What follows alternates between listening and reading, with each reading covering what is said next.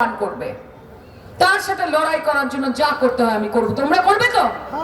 লড়বে তো? খেলা হবে তো? কাজে আজকে এই মঞ্চ থেকে দাঁড়িয়ে 2026-এর নির্বাচন, সেই ভোটের, সেই রণক্ষেত্রের রণহুঙ্কার ভোটের দামামা এখান থেকে বাজিয়ে গেলাম।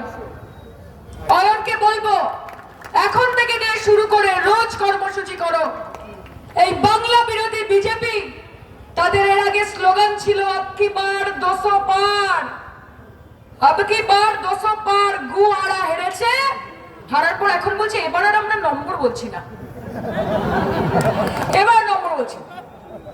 এবার অন্য স্লোগান, কি স্লোগান?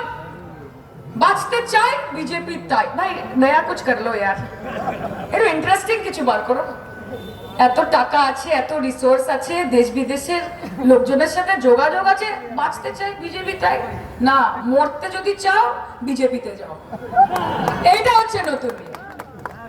যদি মরতে চাও তবে বিজেপিতে যাও, এটাই হচ্ছে। এবং এটা বাংলার মানুষ বোঝে।